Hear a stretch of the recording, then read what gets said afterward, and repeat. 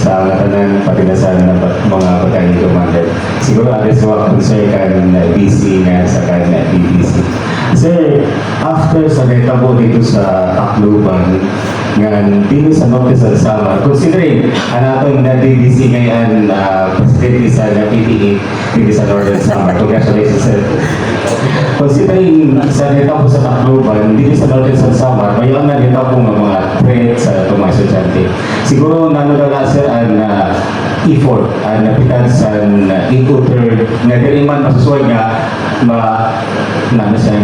militarisasyon sa kanil silahan para siguro mapugyan na sa sini na binag kailangan daw sa Northern may sa sito nga mapupuno siya nakuan sa kanya post sa group chat nga siguro sa alin di ba isa naman action sa sinisan antitat sa ikuter. Thank you. Sa effort ng dahil napag-alaman natin sa NSPPO, so nakisabay tayo dito sa actually yung 803rd Brigade with 43rd ID. Si Tricia, si Lieutenant Capola, nagkakandak ng information drive about sa prevention ng recruitment sa insurgency. Then ako, in-explain ko yung paano masustain yung mga cleared barangays, mga communities, paano masustain yung peace na halos dito sa karamihan ng ating munisipyo ay nakita.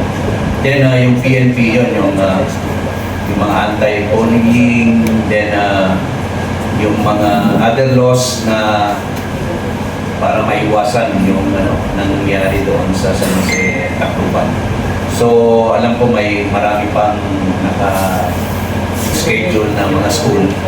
So, yan yung isang effort na ginagawa na jointly with PNP, NSPPO, 8ID, yung 800, saka yung PDEA na kasama natin.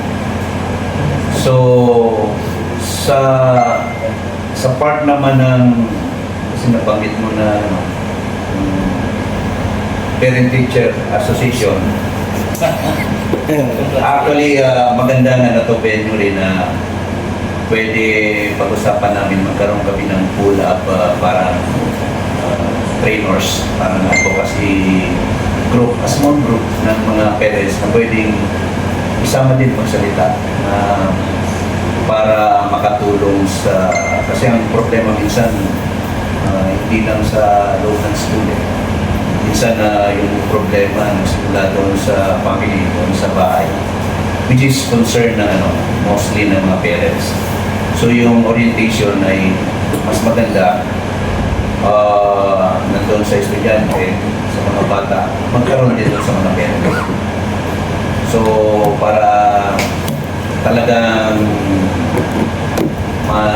at least mabawasan natin, masolve natin yun. So yan yung effort na dito sa Northern Samar. So medyo matagal ito kasi maraming school, maraming senior high school. So dinadaan-daan. But yung yung incoming activity with the DepEd Northern Samar na in-announce ni SDS sa Thursday, this coming Thursday, magkakaroon ng engagement with all the district head ng actually 48 na district head ng sa buong Northern Samar. Kakausapin ng PNP kasama yung brigade para pag-usapan kung anong mga pwedeng gawin mga measures para maiwasan yung nangyari na doon sa Tacloban. So yan yung mga incoming. So, at least dito ma-orient natin, magiging aware yung mga district head kung anong mga security measures yung pwede gawin. Parang huwag na mangyari sa Jose, Tacloban. Thank you so much, sir.